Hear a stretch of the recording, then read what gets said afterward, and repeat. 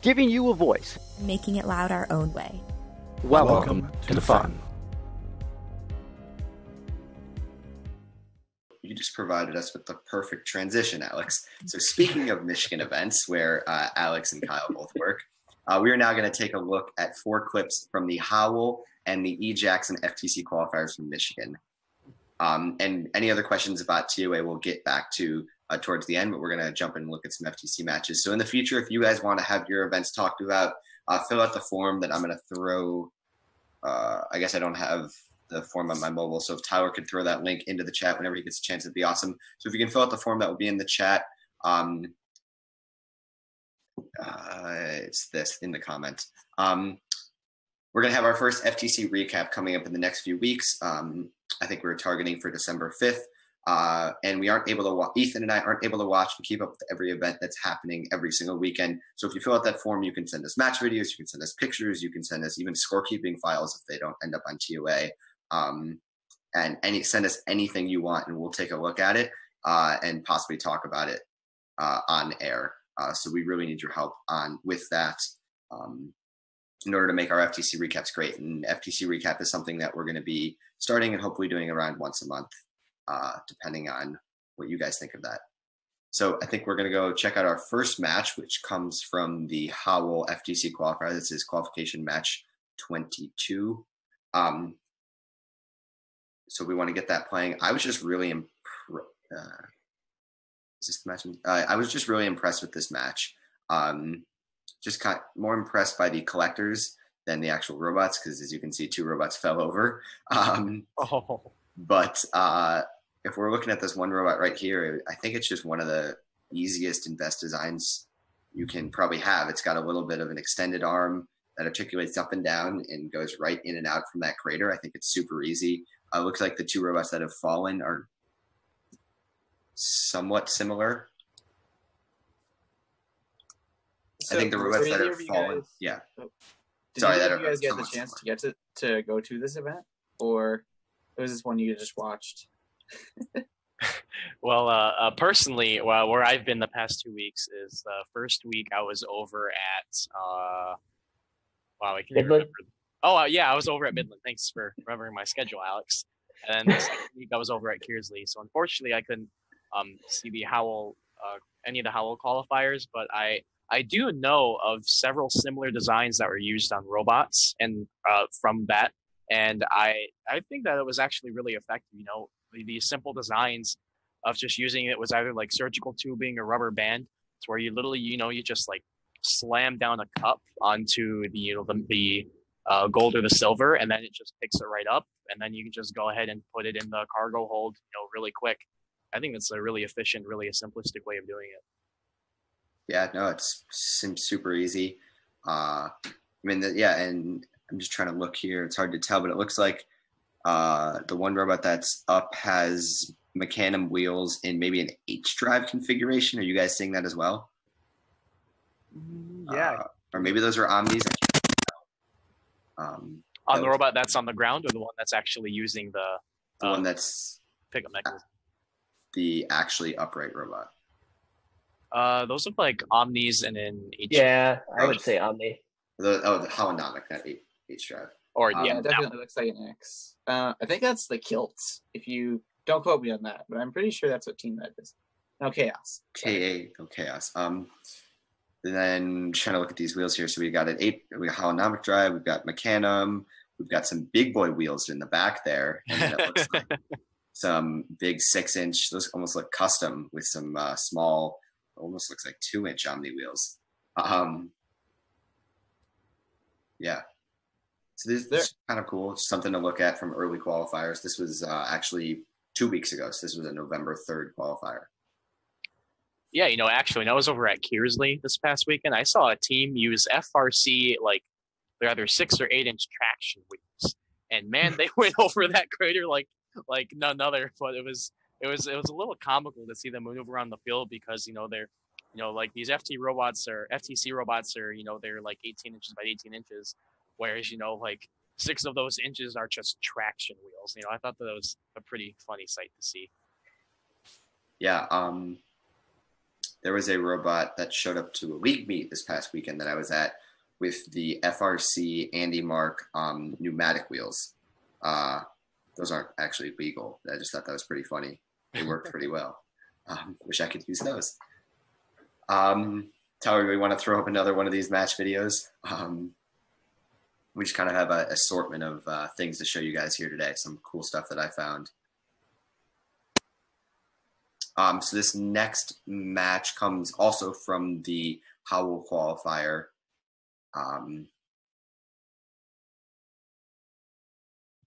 I think this was that same match, Tyler. I like big wheels are cool, but they're hard to design around when you're like designing robots because you have to have your wheels so close together, and then you run into tipping issues.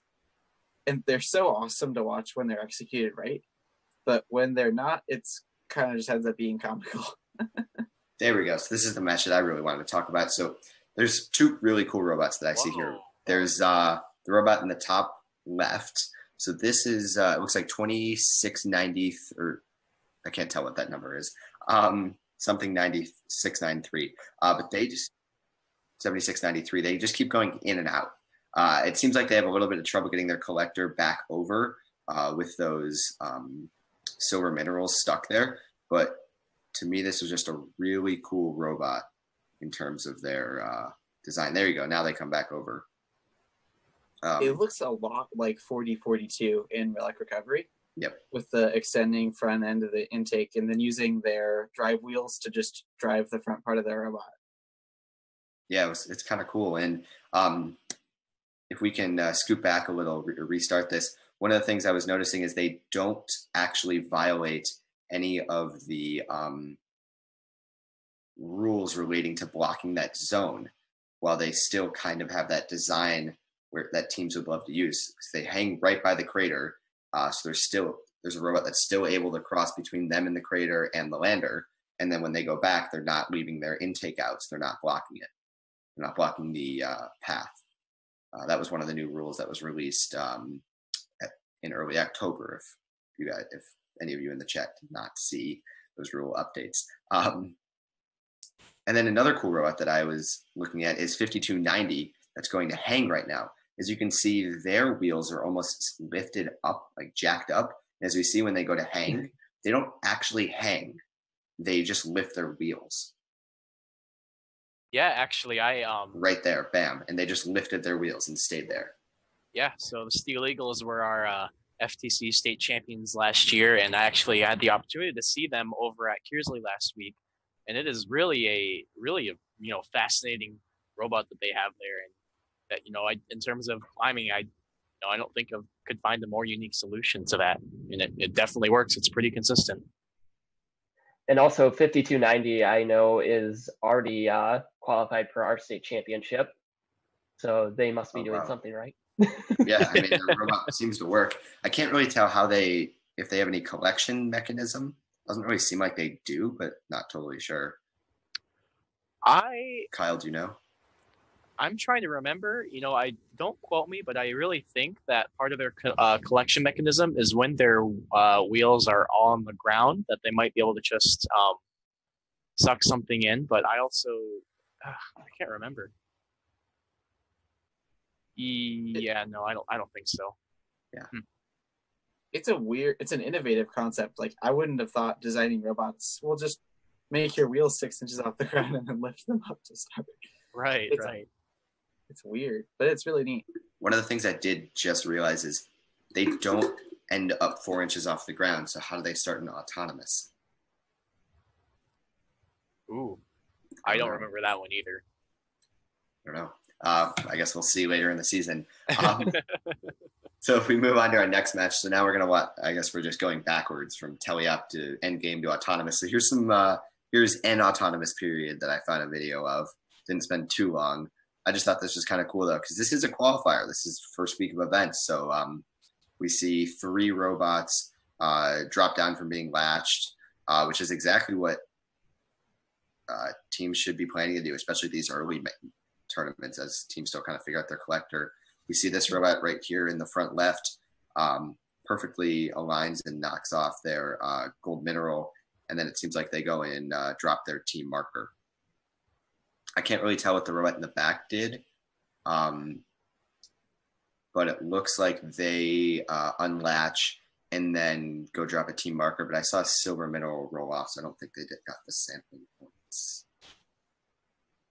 It looks like they hit one sample and then hit one of the other ones, and it's kind of hard to tell if they did that on purpose, because like that is a pretty decent strategy if you don't have vision or touch or color sensors figured out yet. Just hit 2 random samples, and a third of the time you'll get one, and a third of the time you'll get the other one. Yeah. Statistically. So it's kind of a smart, like, low maintenance strategy if you don't want to spend a ton of time on auto. At the league meets that I've been going to, every team usually has a drive straight autonomous, and that's what they do. And the team members kind of line it up. We're like, all right, which one do we think it's going to be this time? And then they line it up straight, and they're either really excited when they see what the configuration is, or they just like hate themselves. I guess I'll ask this now that I've been thinking about it. Kyle and Alex, have you guys, and I guess Ethan too, have you guys noticed at all, do you guys think the random number generation for the sampling randomization, is that truly random? Or do you guys think it's truly random? I don't know. I remember there was this whole issue with FRC last year. Well, as a software developer, the concept of random is completely false, right? But because it's all based on seed generation, and it is possible to go back to that same seed in time and get the same exact result, because it's just how all the particles and all the electrons happen to organize. But I do believe that it is as close to random as you can get. We could test that. We could ask for in the API to get what number was randomly generated. Or when that was my first event I was at, we had to re-randomize a few times, and on this specific field, it was field 1. Every time we randomized, it was like a 3. And so we just did not have to move any of the samples away.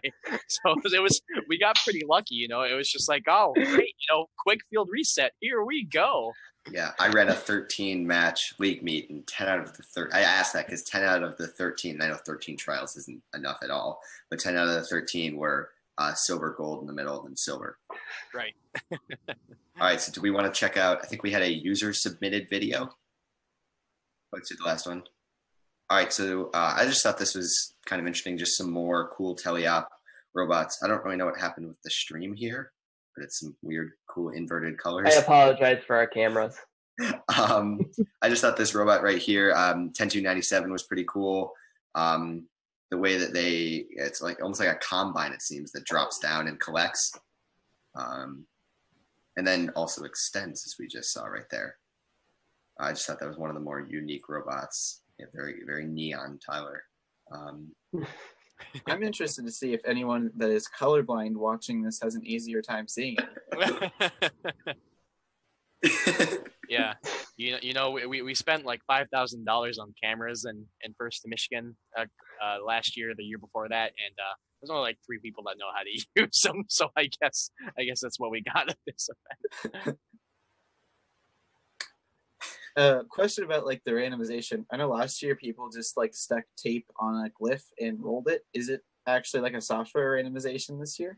Yeah. So this year we're all supposed to use the software to randomize. We aren't really allowed to use any other means except for the software. Yeah, that sounds like a good change. Yeah, it's built in as part of the match flow. So yeah, start with your team, like what team's doing this match. And then when they're ready, the scorekeeper randomizes and they show the random, and the random actually shows in the audience display and on the match display. Field display. Yeah. The field display. Yeah. The field timer. So a team can look over and be like, oh, cool. Like there it is. I mean, you'll see it in about 2 seconds. But then it also shows on the ref tablets that are used for live scoring. So there's full transparency everywhere where everyone knows what's going on. Yeah. So I think we're kind of done with that neon match there. I think we're going to go into our giveaway. Yay. So if you guys want to win one of the 2 coffee mugs, you can type in TOA. That is our keyword for today. So T, then O, then A. Pretty simple. And this picture makes me just really want some cookies right now. I might have to go and get some insomnia. Just a little So, yeah, cookies disclaimer. and plate are not included in the giveaway. You took my line.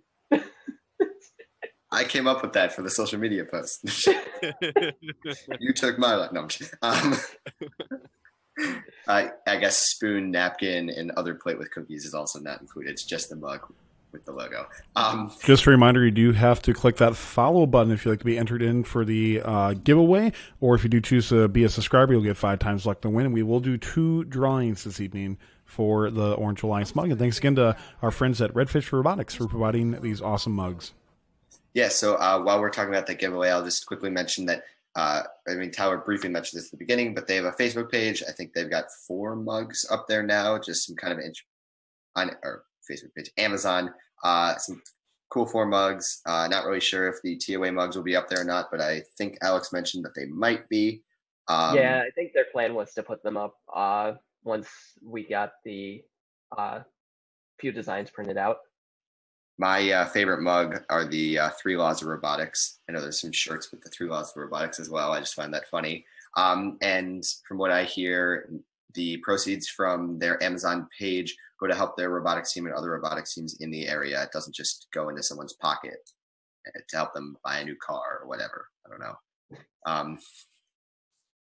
So yep, just make sure you type in TOA and then we will draw later. So Tyler, do we want to throw up our next match that was submitted by Turbocharged 14615? We will get that up shortly. So I think we've got some questions. One is from BF011. So what's the process you guys use to determine what clips to view?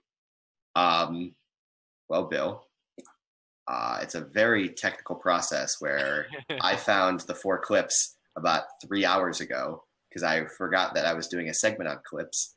And then I looked at all of the Orange Alliance, the 4 Orange Alliance qualifier streams and pulled clips from there. So, I pulled 3 clips from there, and then I had clipped a cool match 2 weeks ago. So people can submit clips through that form. You can submit links through that form. I don't know if we can post that again, but that form is going to kind of be God for this year. So if you want to give anything to us to talk about events, to talk about matches, throw a link in the form. You don't need much information, just your email, the event you were at, and the and whatever you want to include, and we'll talk about it in recap or another event. Yeah, the link will be in Discord as well. I guess you could. The link to the form will be in Discord. But you could also post things on the First Updates Now Discord in the FTC channels.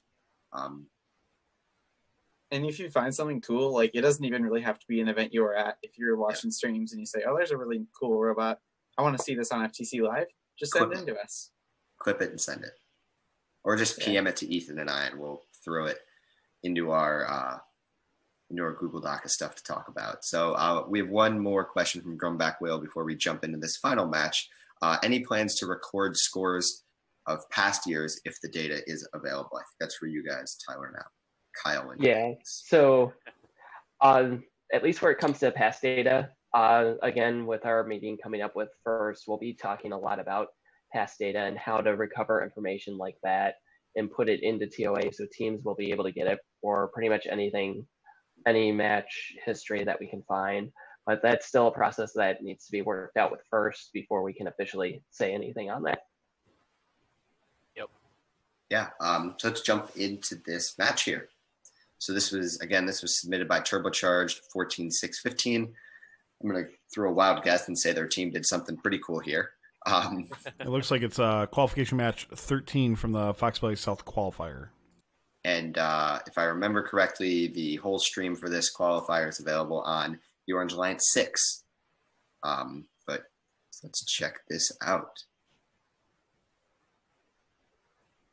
So I'm from Illinois, so I should know all these teams. 12-2-6-7 in the bottom left and 12-2-6-8. And then I think the robot in the back, but I can't tell what their number is.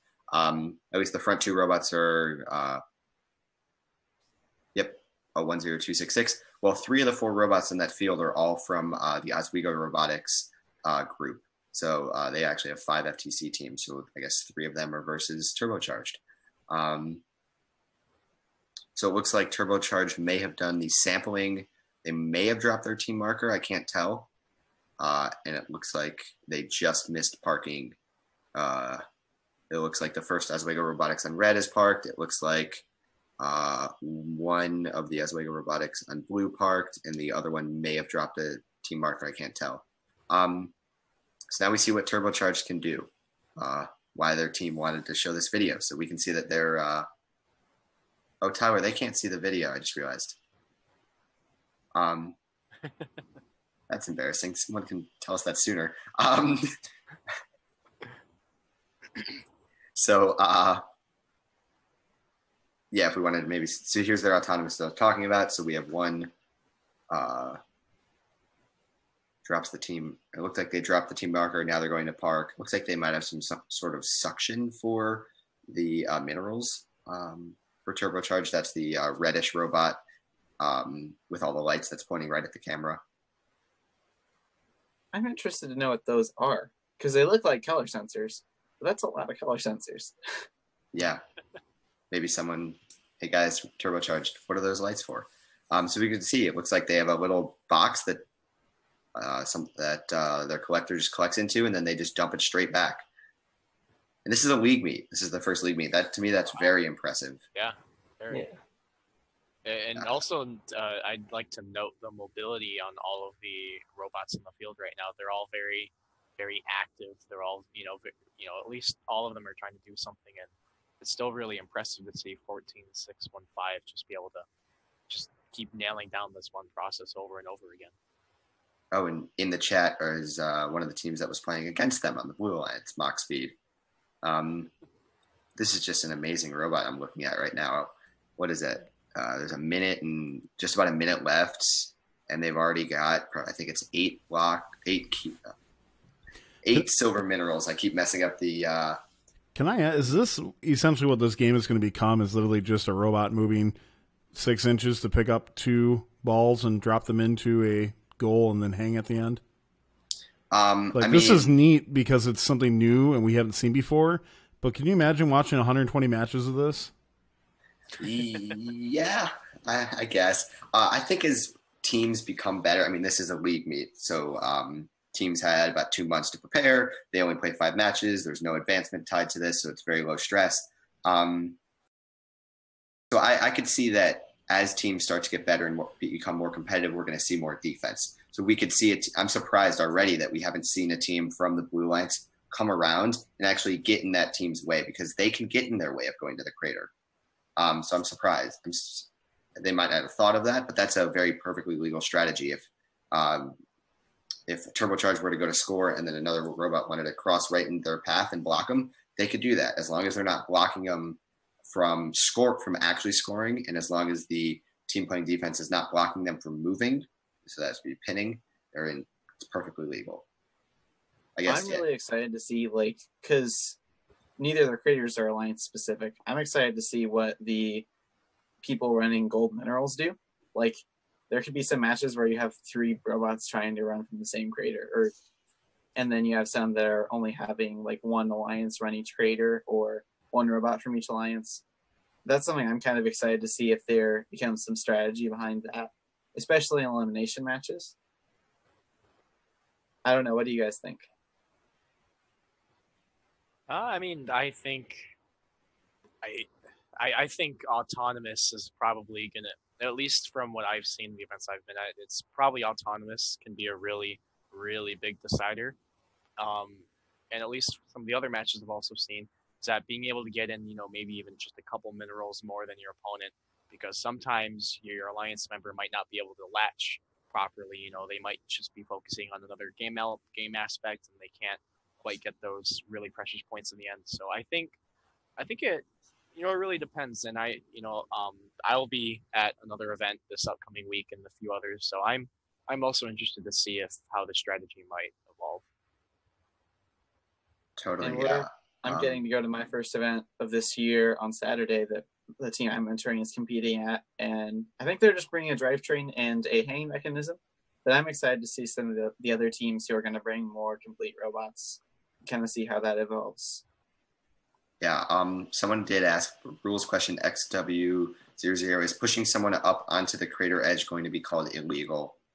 I feel like I should know. I feel like I should know this because I ref. I asked a question on the forum about pushing a robot into the crater, so we'll see what they answer there.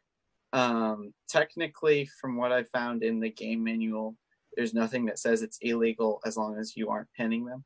And as long as you aren't being egregious, that's the biggest thing. But that too, of course. Again, we're not the game design committee.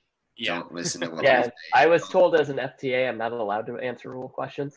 Yeah, as an FTA, I have to say, I'm sorry, I'm not allowed to. I don't have insight on this question. Please go ask your referee, right? Like that's what I've been trained to say. Ask on the forums. Ask the head ref at your event. Seems to me like it would be legal, but also at the same time, all right. Nothing so, like open-ended questions for referees at each event to interpret differently. My favorite thing. Oh, that kind of brings me to another cool strategy point is this year, which isn't necessarily new, where you stand in your driver's station is technically defined in the game manual by the match schedule. So if you are red robot 1, you stand closer to the audience, and if you're blue 1, you stand closer to the audience. Yeah, I don't like that. I don't either. It'll be interesting to see if it gets enforced, and I'm excited to see what kind of effects it has on team strategy. So, like, if a team that primarily does, like, balls has to run from the other side of the driver's box, how will that affect their match and stuff? So it'll be cool. Yeah. I just don't think that's going to be enforced. Yeah, I mean, guilty as charged, I guess, right? I mean, this is the first I've heard of it, right? And from the head refs I've worked with in Michigan, this hasn't necessarily been a thing that's been brought upon me, I guess, right? So shame on us, I guess. Sorry. Yeah. I don't think it's necessarily a bad thing that it hasn't been enforced. I don't really like that rule. So thank you to all of our co-executive producers, keeping fun loud, live, and independent. Pledge your support at patreon.com/first updates now.